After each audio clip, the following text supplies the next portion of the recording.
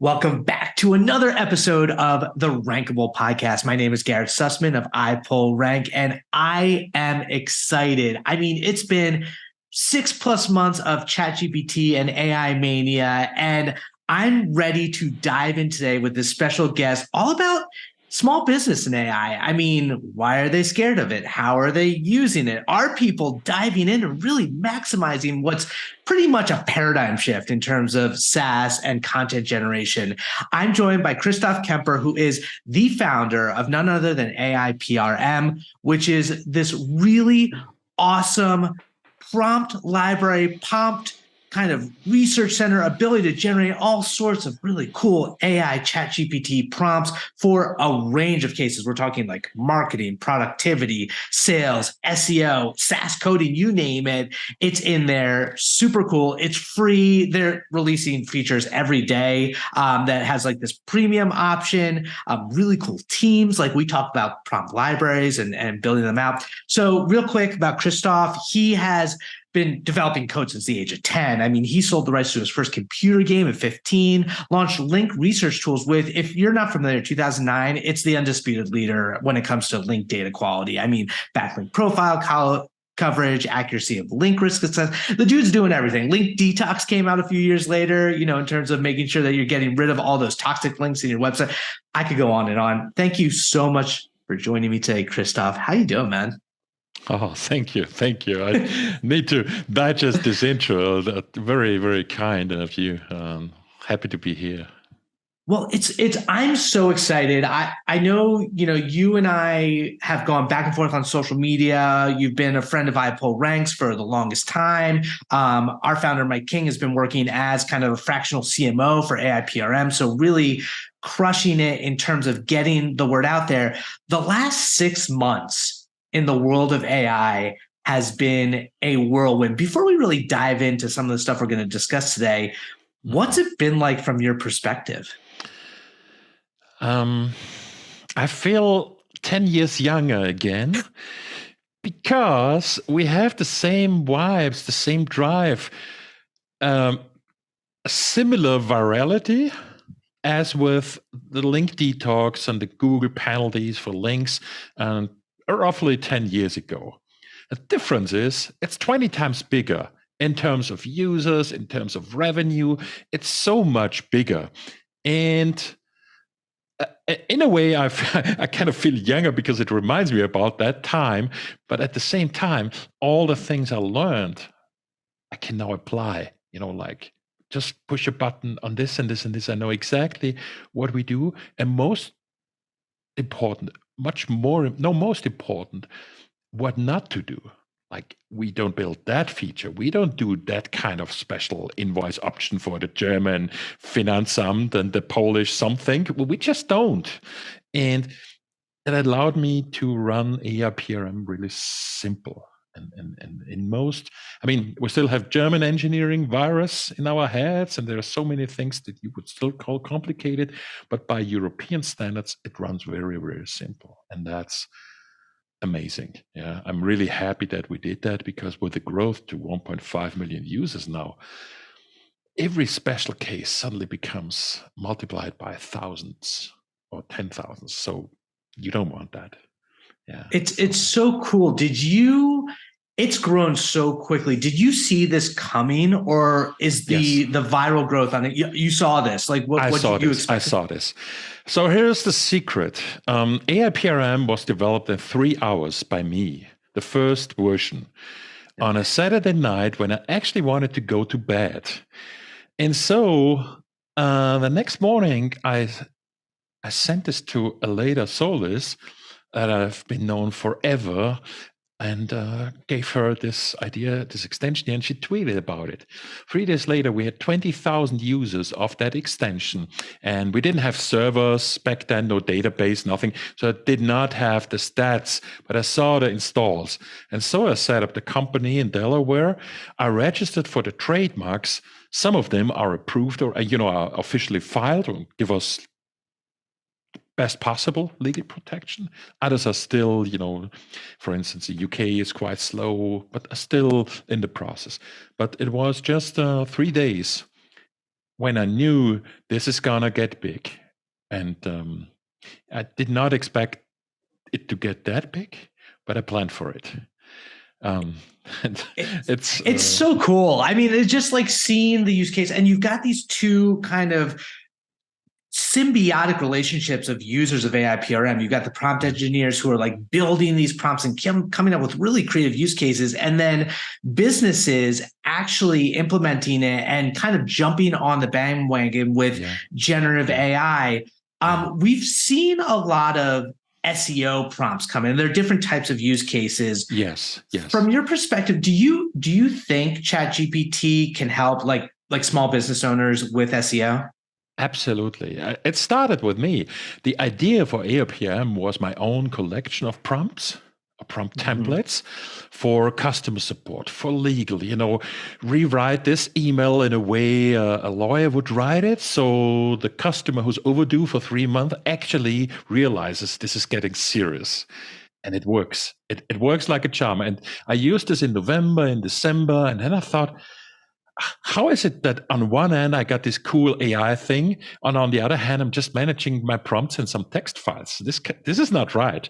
So we're talking about some legal work, not like a lawyer, but just writing in that style that lawyers would write an email, or just extracting the essence from some terms and conditions.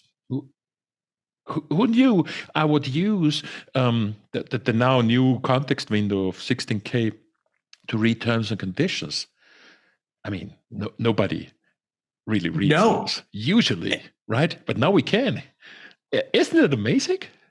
It's so cool to that point. So for folks who don't know, the context window is just the amount, because there's only a certain amount of memory that the LLM, the large language model, can remember of what you're providing to it. So what Christoph's referring to is the 16K tokens of so much more memory. So you can give it all this documentation and it doesn't forget it. To your point about using it just for correspondence, I've heard hilarious stories in the US where people use it to get out of speeding tickets at the DMV, or like getting refunds, from a product because they use the right, emails. And so small businesses, I can see all the use cases. What do you think? I mean, there's a big education factor, right? So what do you think small businesses need to understand about the tool? It's like, I think the most important thing to learn is it's like an employee, it's like an apprentice. It's not that magic box that can read your mind. It's not. Don't get offended if the output is garbage. If the output is garbage, then your prompt sucks. Or in other words, like in IT, garbage in, garbage out, or a very unspecific instructions lead to random results, as with an employee, as with an untrained employee. And what we got with ChatGPT and before that with the OpenAI APIs and then all the others are untrained apprentices. They know a lot, factual knowledge like you learn in school, it knows whole Wikipedia, great, but it doesn't know how to apply it. It doesn't know how you want it. It doesn't know your style. It doesn't know if that email should be authoritative and instructive to that guy renting your flat to finally pay, or if it should be something funny, emotional, giggly that you want to get likes for on Facebook. How would it know? And so I think this is where I see all kinds of people complain that it's not ripe, that it's not ready for the world. But the truth is, many people have a deficit in how they express themselves. They cannot explain well what they want. And so software developer says, our job's going to be fine because the customers still don't know what they want. And if they keep telling that to the AI, it also outputs garbage. But if you do that right, if you have specifications right, you can multiply helpers. Like I have a helper for database work. I have a helper for DevOps work. I have a helper for some tweets and social media stuff. And it's a lot of little. Some people call them assistants. Some other people call them agents. But you have to put yourself in a mindset that you are writing SOPs. standard operation procedures for your business and give this to someone to work it off, and this machine can do it.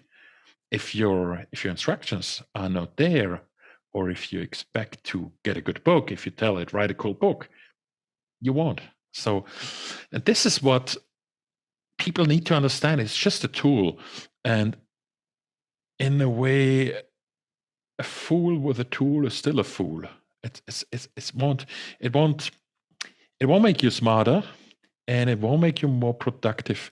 So I think what we as humans need to be aware of, if we would replace ChatGPT with a human, what would we expect? Oh, it's hallucinating. It's making up crap ideas. Well, humans can do that too pretty well. So, and this is, what some people have the wrong standards or the wrong expectations, and that's where I would say, where I see still, it's just been 6 months. For us, it seems like an endless age, long time. But many people are just reading an article from a journalist who spent 10 minutes using it. And so, yeah, get this idea. Yeah. Oh my God.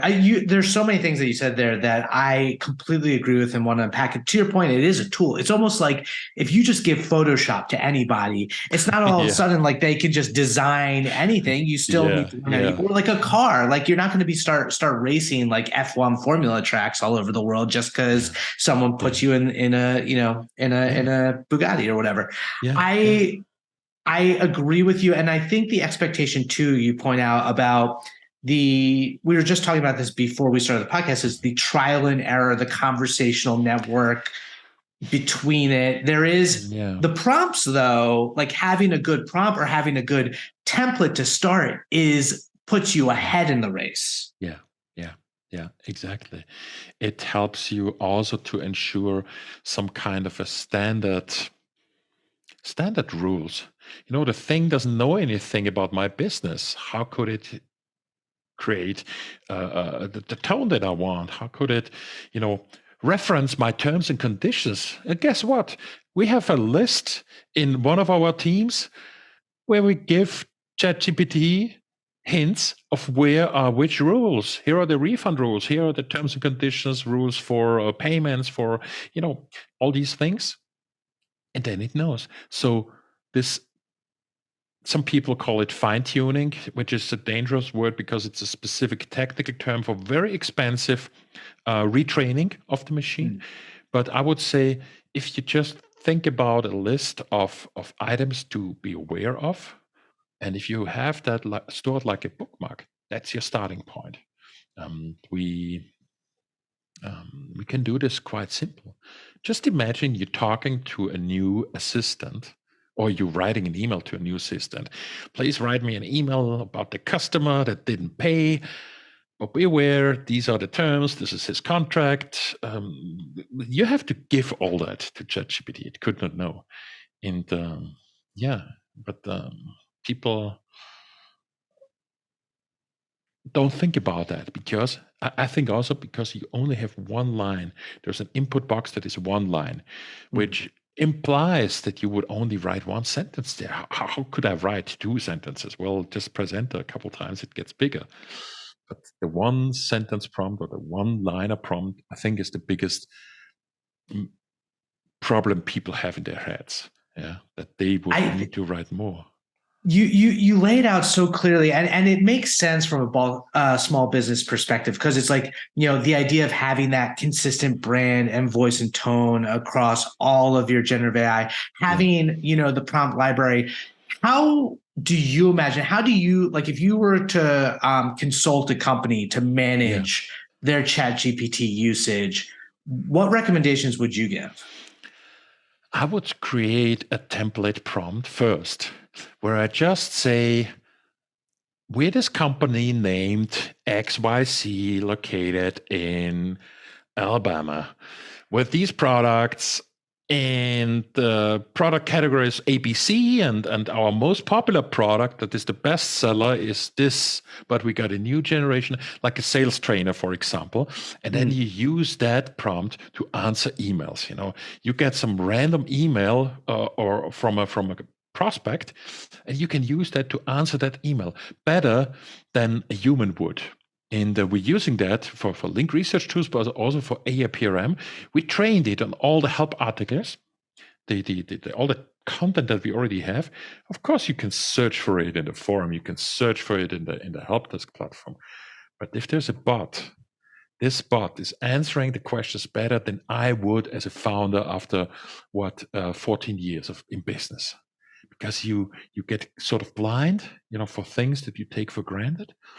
And the machine just uses all that. It puts together answers where I'm surprised every single day when I look at that. And you have to say this was not possible for big companies in the past until shortly, and especially not small businesses. And this doesn't mean you replace a sales rep, but you can have the sales rep get this thing prepared, look at that, and get reminded. And when you read, which is actually a challenge, if you do this right, you get a lot of output. You need to read all that output, and then you have new ideas. Oh yeah, I should mention that when I call them. And this is something I don't see promoted. I don't see people talking about that. There's this shiny object syndrome. Oh yeah, we have this new technical thing and this other technical. And of course, for a small business, none of these things matter. I mean, what matters is that the output maybe takes a couple seconds longer than it should, maybe. But what matters is that it is not tailored. So tailoring the system, and this is one prompt template in AIPRM about the products, one prompt template in AIPRM about the, let's say, the terms and conditions of the contracts, just to answer the question, how do you usually sell your stuff? Yeah. And then the beauty is that you can style this so much in so different ways. You can, now we do this by hand. We get short output for the fact-oriented person or a bit lengthy one. In the future, I see this even happening automatically, that you have the output, so to say, generated for the recipient. But we can do this today for what simple means. I mean, AIPRM is free. You can set up 2 prompts for free. You can just, you can use 3,500, but this kind of customization you can also do with a free plan. And once you got your feet wet, I just said it yesterday to my colleague. You cannot take this away. I cannot work anymore. It's impossible. It's so in every department, so to say, in every type of work, except maybe accounting. yeah. I would use it in accounting for now. Yeah. No, but this is also because accounting has always been a very precise and data-driven challenge, where simple algorithms, simple program code can solve the problem. You maybe want an AI to help you categorize, the receipts. This is sales, this is marketing, this is for the development team. But you only have a couple hundred vendors, a couple of thousand vendors. And after some time, even the oldest accounting software has learned what is what, And this kind of training you would need to do anyways. So I don't see much potential there for that. So all the people going to ChatGPT and giving him some, what is 5 + 5 or some simple calculation tasks, they're just doing it wrong, Just use a calculator. I mean, if you need to. But I mean, to your point, it makes sense. It's almost like small businesses just have to shift the mindset of like, you need idea people and QA people. Like Yeah. Yeah. the middle person can be, not that they can be removed, it's just your skill set should focus on, okay, for instance, if you're using it for customer support or sales, you just need Yeah. to think of the right way to prompt it and the information that ChatGPT needs to then Yeah. Yeah. generate the really good output. And then you need someone to just review it and make sure, okay, is it saying anything that Yeah. isn't that I want my Yeah. company to communicate? Yeah. Yeah. But the use cases across support, sales, marketing, like to your business administration partnerships, it is unlimited. To that point, what do you think is actually holding back small businesses from using generative AI, ChatGPT, AIPRM? I blame the journalists. They just write their lame stories about how they tried it for 20 minutes and it didn't work for them. And of course, journalists have their own fears with AI, with generative AI, because it can write so well if you give it the right input. But on a more serious note, I guess it's just this misconception and lack of experience in prompting. If you say, write me a cool book or write me a sales letter, you get nothing. Yeah. And so there's this problem that they need to give it a second try or a third try or actually see it work. And while a lot of people have this wow effect immediately when they set up AIPRM, click on one of those tiles and get some output they have not seen before.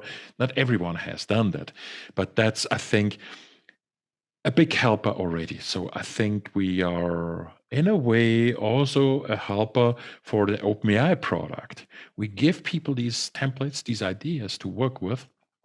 And yeah, but you still have to get rid of this idea that it's magic and it's going to replace us all. Yeah. If you have this expectation, there's only one result that you can come to. It does not. Yeah. Also, it for me, it gets rid, it takes away all the boring work for me. So if you're a programmer, if you're a software developer, there's always something interesting where you can think about an algorithm, and then you have a part of the work that is really boring. And some sister products of ChatGPT, Code, Copilot, they they work inside your programming editor. And when you get to this, it's interesting. It's really scary feeling in a way. You write this code, and when you then pause and you have this blocker because there is this boring assignment of 50 variables that you need to do, it just suggests it. It's there. It's blinking. You can accept it, and you're done. And you can continue with the fun work.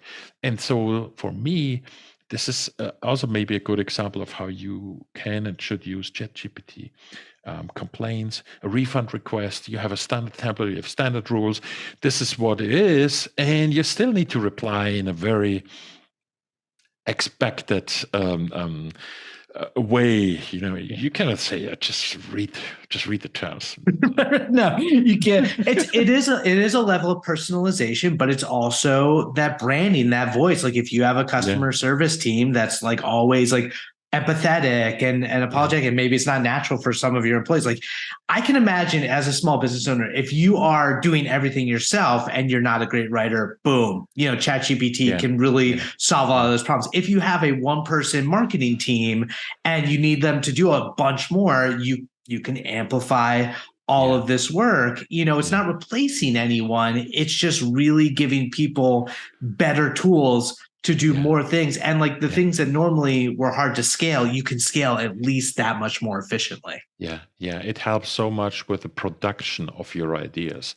When we look at generative AI for images like Midjourney, Oh you my can God. get so many different ideas, so many different images, and then pick one. This was impossible until a couple of months ago, and the same is true for text. Some of the prompt templates we have suggest, for example, 3 different ways or 4 or 5 or 6 different ways to write something. Then you just pick the one that you like best, and that was, a privilege that only people like Steve Jobs had, where he had 10 different iPhones manufactured and trashed all 10 of them and got an 11th one or something like that. I'm not sure how the story went, but now everyone can have this explorative way of working and try out ideas really quick. And people need to get used to that. It's not. It's fun. It's different. It's also different for any kind of engineering. You know, I've been developing software now for 30 years, and over those years, you learn all these tricks and these concepts and this and this and this. And then when you work with it and you use it right, it suddenly does so many things so great that you realize the little tricks that I learned over the years, suddenly they're not so valuable anymore.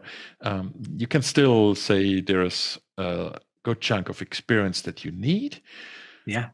but it will redefine a lot of our work, a lot of our education, and commoditize some things that people did not expect to be commoditized. That are, let's rewrite the code. Let's rewrite the whole code. Bam. Yeah. If you have the right prompts, you can do that. I can now do this on the side. After our interview, I can go and rewrite hundreds of lines of code, let's say, to use a new way of logging errors. It Oh works. my God. If you, and so iterative working in software development, in marketing, testing new ideas became free. I mean, not free because you still need to test it, you still need to invest time, you still need to have the ideas, but the production gets so cheap that if you are a creative person, the problem is rather, oh my God, again, I need to look at 20 different results. Yeah, which one to pick? So, but this is different. I think Yeah. in the past we just tried to get to the deadline to finish something. Then once you had the deadline, you had a result. It was good. Now you have a lot of, let's say, intermediate results, and still need to finish it, but you have way more options, and I find that exciting. It's like having this grand buffet to eat for every lunch. Dude, oh, I love it. I mean, it's such an exciting time. And to your point, it's like we're in this interesting transitory phase where, like, as a developer, you still need the experience. You still need to know the right questions to ask, the right things to say, the right exceptions to capture. That said, the future is really exciting. I'm curious in your crystal ball as we kind of wrapped up here. Where's your mind go? What do you think the future of generative AI tools look like? Well, we have very fast innovation rate, and there's two types of thinking now. There's one, the expectation that prompting will become easier. Hmm. That prompt engineering, that prompt templating, development of the prompt will disappear in a way, and the machine would guess what type of book I would find a cool book. Well, I don't know how that would work. If a human cannot guess it, how would the machine guess it? I mean, we can say, okay, based on your experiences, based on the series you watched on Netflix, you get these recommendations. Okay, I get that. So maybe that for personalization and for simple approaches, yes. Fine-tuning a generative AI to your business has not even fully started. We're only getting started with businesses to realize, oh my God, I can actually write my last brand manual, write my last SOPs. And the thing with the AI will then continue work on it and maybe even improve it. And that is more complexity with functions or integrations into your systems, where I see again and even more prompts or prompt writing as being the new source code. So the last programming language will be English, I guess, Yeah. or any human language. Universal. Yeah. Yeah. And everything that we use, it's essentially, it will bring the world to a new level of engineering, of software engineering, of process engineering, of how things will be described. And those people that are able to describe systems well, requirements analysts or business experts, they will thrive, because that's a very, very, very important skill. Your skills in JavaScript may not be as important anymore, because most of that will be generated in every programming language. Right. So I think, and with all these undertakings, there will be some, let's say, even more simple tools. AIPRM has so many templates that you can use to run something. I think this will just grow to build me a company. Like, what do you need for a company? You need a name, you need the domain, but yeah, I'm not sure if this is universally useful then. Yeah, so that's always what we need to keep in mind. It gets more useful with the input it gets and with your wishes. If you don't have any wishes, if your ideas are not unique, it won't help you. Exactly. And some of the, problems or the, hallucinating is something that humans do as well. But we'll see some optimization. I mean, when you use, for instance, not ChatGPT, but when you use the API, you can use a parameter called temperature that defines how much hallucinations you want. You don't have that in ChatGPT, so they made a decision for you. Part of the customization is how much of this hallucination, how much of this creativity do I want?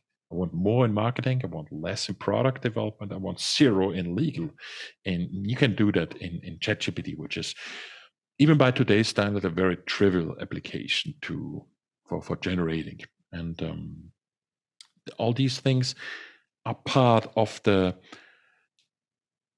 adoption, or the like a suit, you get your AI made for you, and that's, I think, only getting started. The first companies, the first experts position themselves there, but there's a certain demand curve that I see when people try something for themselves and then realize, oh, I want this more like me, yeah. And this solving this is a very human job. It's a lot of talking, a lot of analysis, and then finally, of course, tweaking the AI. But this is what I see coming. Well, it's gonna take a couple of years until every company has this, but I think this is where we're heading to. And Microsoft can solve that. Facebook can solve that. It's gonna be thousands of small businesses doing exactly that, and there's gonna be experts for every vertical to help tweak the AI for the small businesses. Yeah. It's fast. I mean, yeah, like I was saying before this, I could talk to you for hours about all these things. And, I'd say anyone right now, whether you're a small business, or a creator or any type of employee, if there are 3 skills I would say to work on right now in this world going forward, it's communication, critical thinking, creativity. I say if you can leverage those 3 skill sets and then augment it with the AI, you're golden. You'll be fine no matter what. Yeah. Exactly. Christoph, we'll have to do this again at some point. Like I said, I would love to continue this conversation, but let's do. Are you ready for some rapid fire rankings? Oh yeah. Let's do the rankings.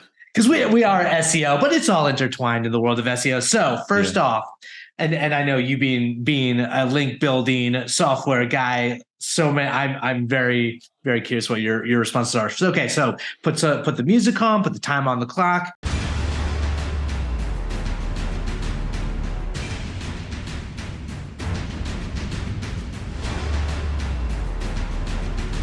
First off, rank your best SEO or marketing win. It was AIPRM by far.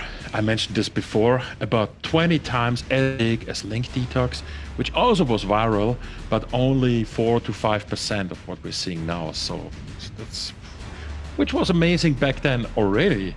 So but that's it. Just the right time, just the right product, just everything perfect. Yeah. Just that's on simple. it. That's simple. I love it. Rank your top 3 SEO tools. I go with the big ones: Systrix, Ahrefs, SEMrush. You cannot go very wrong if you pick one of them, unless you're a fool. Because a fool with a tool is still a fool. They won't make you smarter. It's just data. Yeah. Exactly. It's how you use them. Okay, rank your best SEO trick or tactic. Use a brandable name.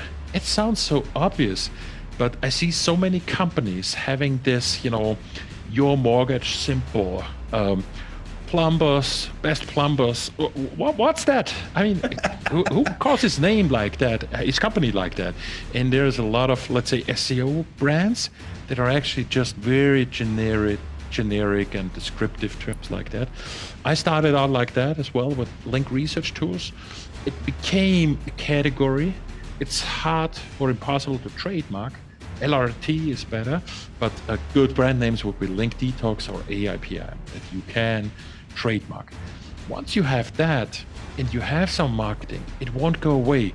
These are the non-disputable brand names, and every link that you get is undisputable a brand name link. And that's something that a lot of companies over the 2 decades that I've been in SEO suffered from.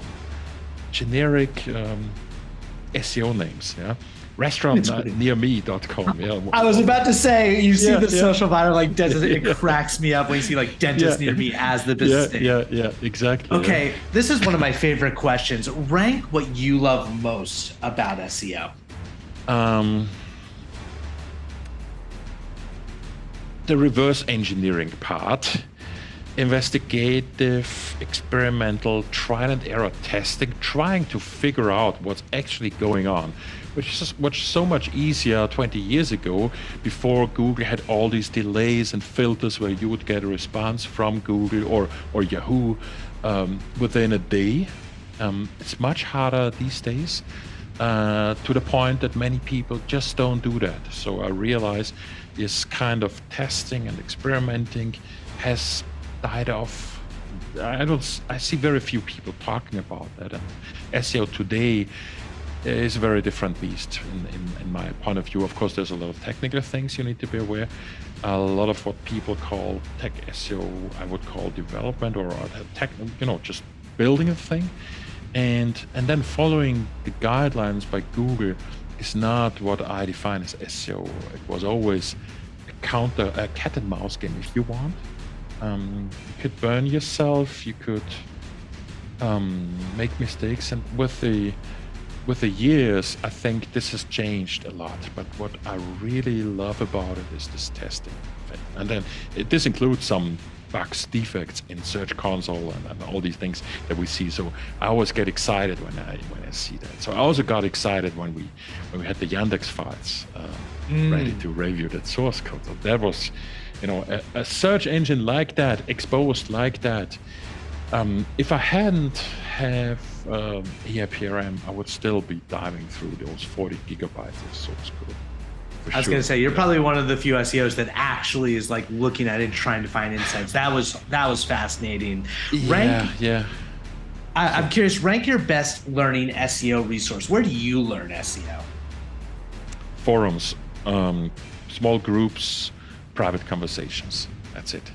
I've a handful of articles, public posts that I read over the years, but that's it. Yeah, it's maybe because I started so early on, but even early on it was forums and discussions, and then of course private trips.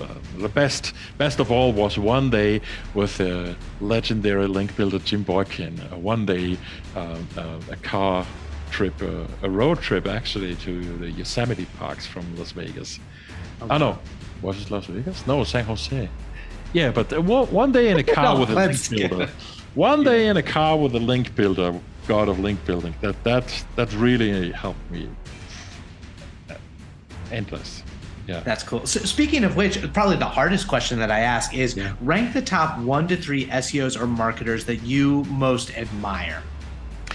Yeah, that's Jim Boykin for number 1.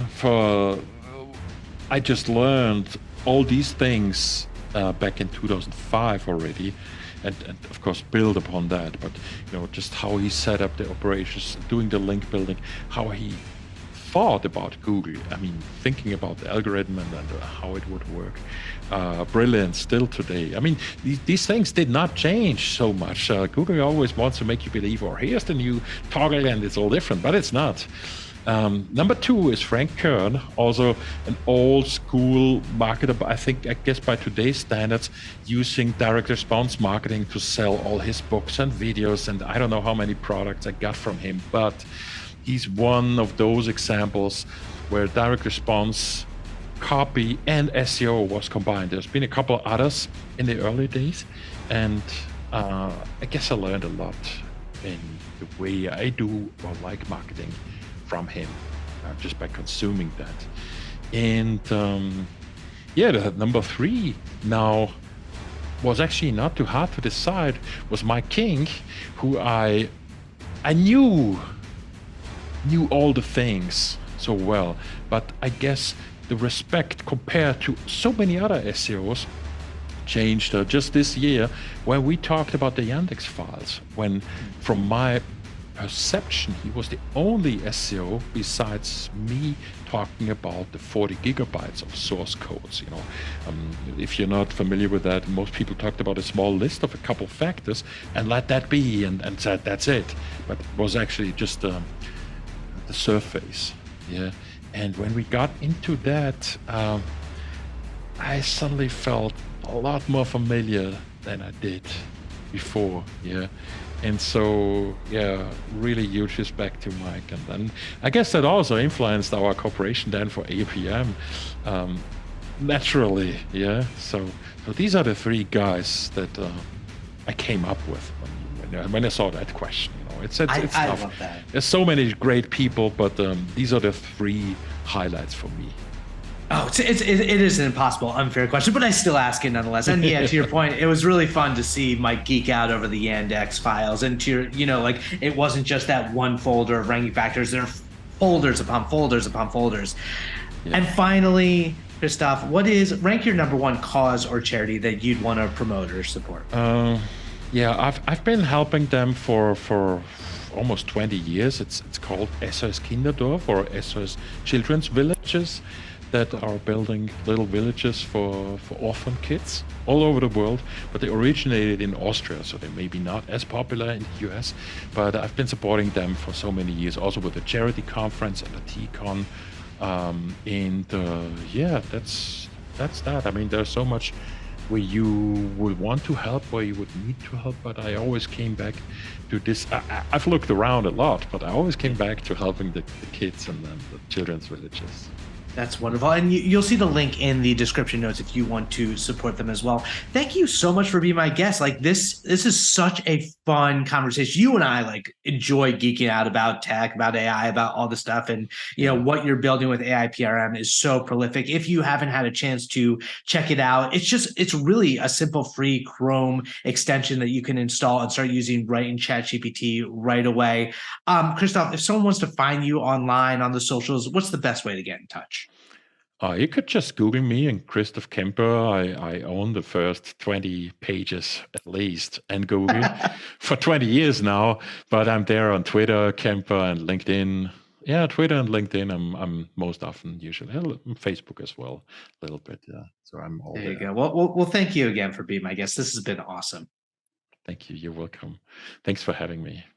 My pleasure. My name is Garrett Sussman of iPullRank. This has been another episode of the Rankable podcast. We will catch you next week. See you later. Bye-bye.